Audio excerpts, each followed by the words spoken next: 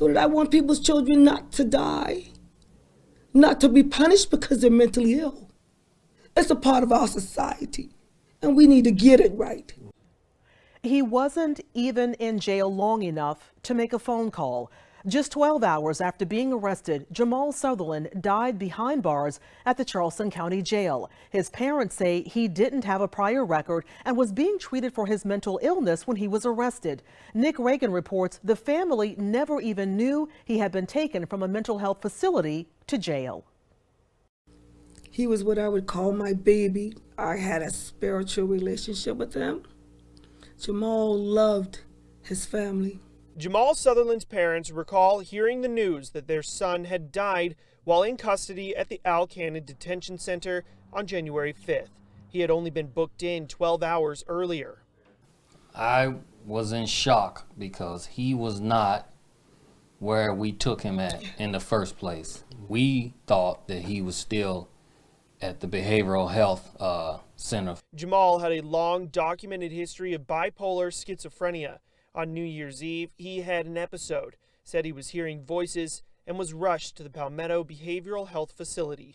He was where he needed to be, getting the help he needed. Obviously something occurred, right? He was booked in on simple assault, so clearly there was an incident at the mental health facility. But that's where he needed to be. Pepper says normally officers are required to send mentally ill inmates to treatment facilities instead of jail. He says there are a lot of questions that need to be answered. One thing we do know for a fact is that while under the custody, care, and control of the detention center, he was tased. For what reason, we don't know. How soon did he die thereafter? We don't know. Jamal's family and friends say we need to address how people with mental illnesses are treated. I think that there needs to be laws so that when the mentally ill can't speak for themselves, first of all, you notify his parents. In North Charleston, Nick Reagan, Live 5 News. State law enforcement agents are actively investigating, and 2 deputies have been placed on paid administrative leave following Jamal's death. And we're continuing to follow breaking news out of Charleston County, where Sheriff's Office has officially released video of an inmate's death from back in January. Our crews, like we said, have been working throughout the night going through that video showing the death of Jamal Sutherland. Now, Sutherland died in the Charleston County Jail on January 5th after being there for about 12 hours. This was after an arrest at the Palmetto Lowcountry Behavioral Health Center. Caitlin Stansel broke down what happened in the footage. We want to warn you that some of this video is hard to watch. Some of the first footage we have of Jamal Sutherland inside the Al Cannon Detention Center starts around 8:19 p.m. on January 4th as he's being booked into the jail.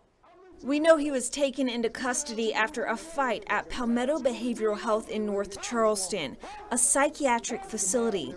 And in this video, you can hear some of the bizarre things he was saying to law enforcement officers. Turn around! No! I love that gun. I love that gun. What's going on, man? What you got going on? The Illuminati is after me. He tells officers he's superhuman. He's yelling, seems agitated. Officials say Sutherland was struggling with a mental illness at the time of his arrest. No, this is not mental illness. This is a reality. At least 6 officers then escort Sutherland through the processing room. He keeps talking about being superhuman and the Illuminati being after him. Have you been here before? Yeah, I've been here before. Okay. I'm a superhuman. The Illuminati is after me. But otherwise, he does not appear to be resisting as officers lead him down some hallways. He continues talking loudly as he walks, almost rapping at one point. I got a body of a Greek god, so guess what? My friends will get their face slammed in. He then talks about being violent with someone, slashing throats and gouging out eyes. But an officer reassures him that he's going to be in a cell alone. Well, right now, we're going to put you in the room to be by yourself. You don't have to worry about anybody, okay? That's fine. Okay. About 7 minutes after he first entered the jail, Jamal approaches the cell where he would be held, and eventually where he would die after an interaction with detention center deputies just about 14 hours later. Even as the officer removes his handcuffs, Sutherland continues to loudly confess that he's being watched. But he's cooperative as the deputy starts to undress him, until the deputy asks him to sit on a stool and face the wall so he can change his shirt. Face the wall. Gotta sit on a stool, face the wall. No. I'm not doing that. Why not? I'm not doing that. The video appears to show the deputy then forcefully moves Sutherland onto a bench. And Sutherland reacts, saying, "Is this how you treat the mentally ill?"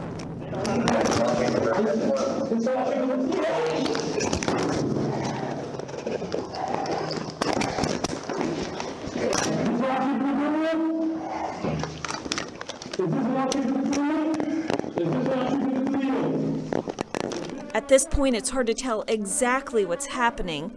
From this camera perspective, we do not see Sutherland again, although we can hear him. And the video ends as the cell door closes.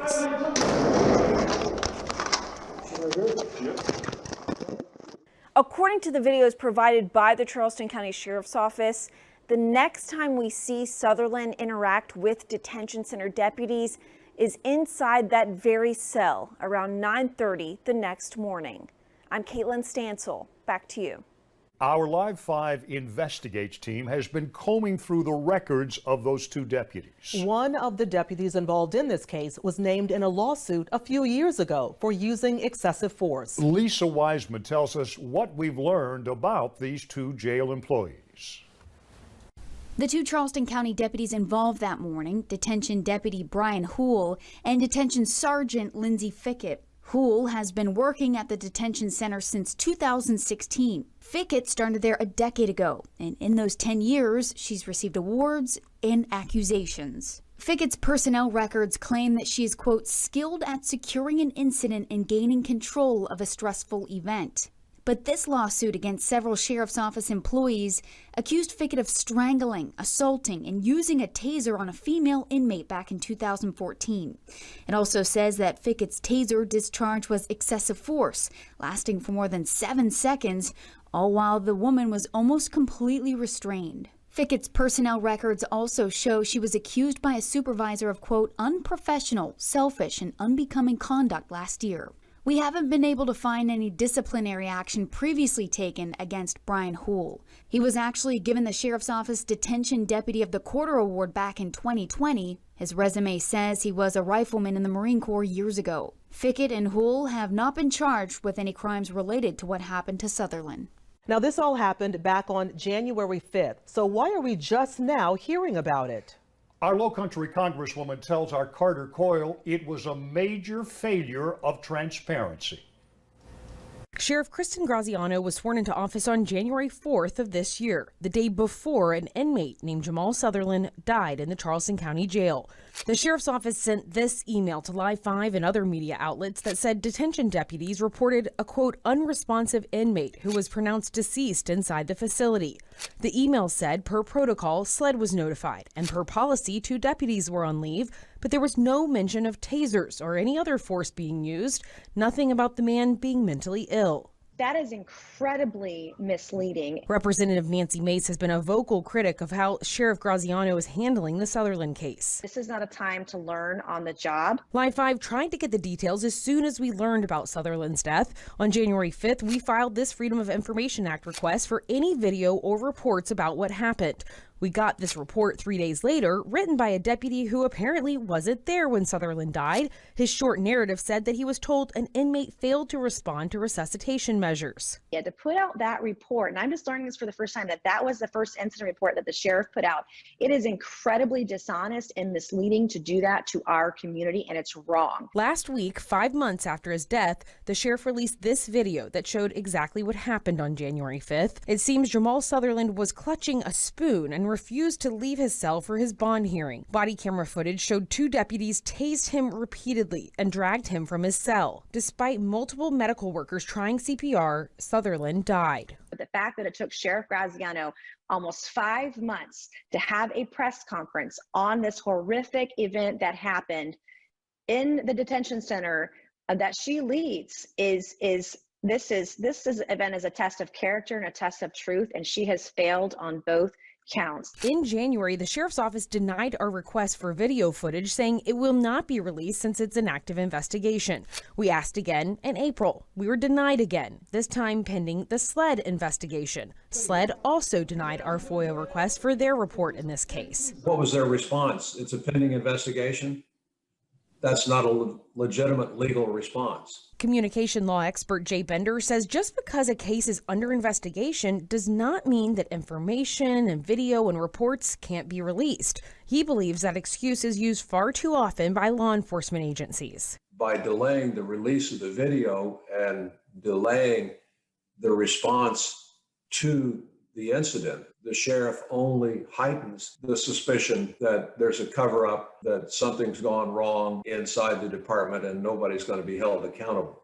Since last week, our investigative team has filed at least 10 FOIA requests with state and local agencies to continue investigating Sutherland's death. And it's very clear, the more that I learn through your reporting, and I appreciate your in-depth reporting on this issue, but the more that we learn, the worse it gets, and it's unacceptable.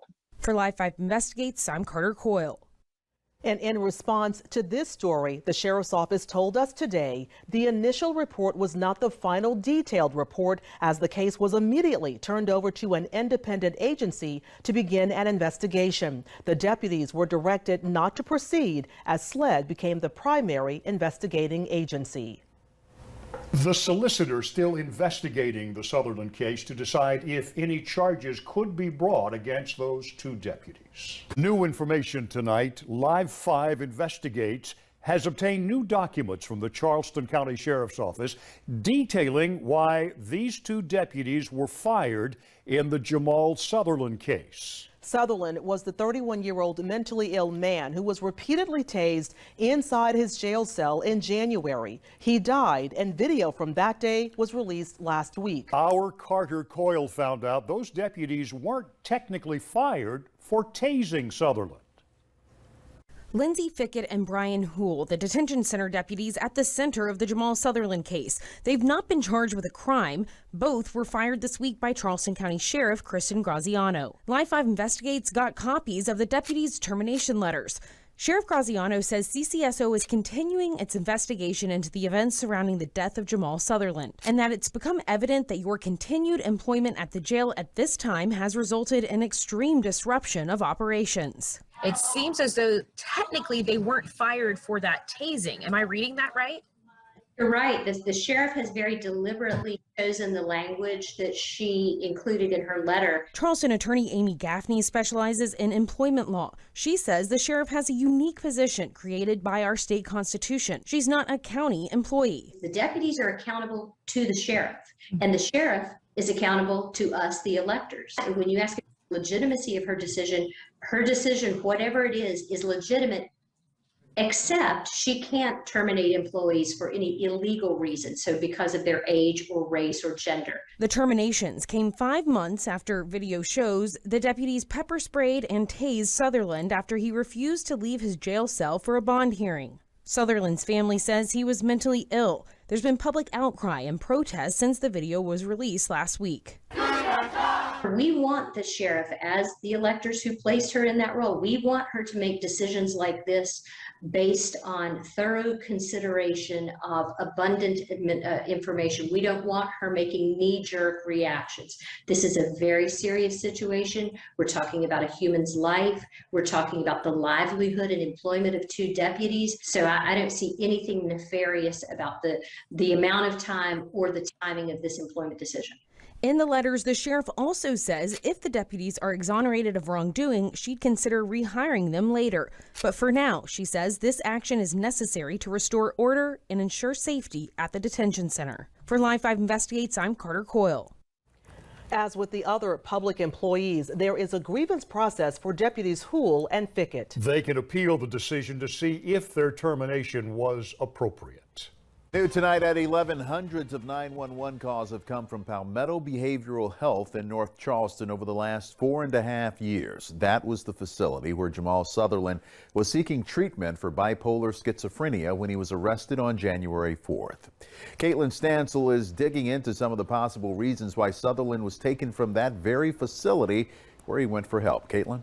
Well, Ralph, North Charleston police say their officers have responded to at least 450 911 calls from Palmetto Behavioral Health's location since January 1st of 2016. And 17 people have been arrested at that facility in the same time span.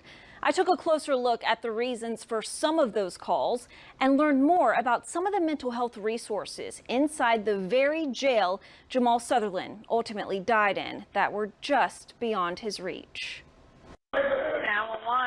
The 911 call from Palmetto Behavioral Health on the night of January 4th, 2021 is one of hundreds of others that have come from the facility's address over the years. We do have to respond there on calls for service, like we have to respond when people call us. So that's just one location in the city that has a number of calls. North Charleston police responding yet again to a facility that has called for officers nearly 250 times in just the last 2.5 years for incidents of sexual assault, missing people, violent mental disorders, and physical disturbances. That was the designation given to the incident that led to Jamal Sutherland's arrest.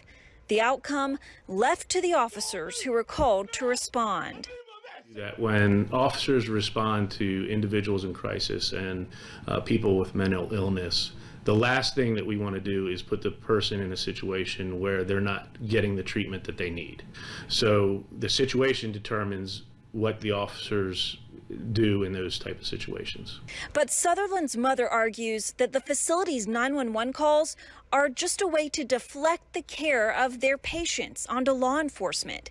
She believes Palmetto should have its own security to handle the situation. North Charleston Police Department plays security guard for them so that they never needed to get any security in their facilities. Never had a need when I got a whole big police department that's gonna come pick up sick people. Why do I need to hire somebody? They should have had their own workers in there that could have said, you know what, let's get Jamal down. And the choice to take him to jail was complicated because he was being taken from a facility that knew his history, his medical needs, and his illness like no other. But inpatient hospitalization is the highest level of care that we have. So if someone does get out of control and they're unable to be kind of maintained there and it gets to a 911 call, jail is kind of the only place left to take them. We've learned Sutherland was flagged for his mental illness as he was booked into the Charleston County Jail, a notification that typically leads to a meeting with the jail's mental health team. But that help was just beyond his reach. They did not meet with him. He wasn't in the jail kind of long enough to have them meet with him. But had we been asked. Well, officials with the Department of Mental Health and the Criminal Justice Coordinating Council say that there are plenty of mental health resources for those in custody, as well as training opportunities for law enforcement and even some diversion options that could help many people dealing with mental illness avoid jail altogether. In the newsroom tonight, I'm Caitlin Stansel.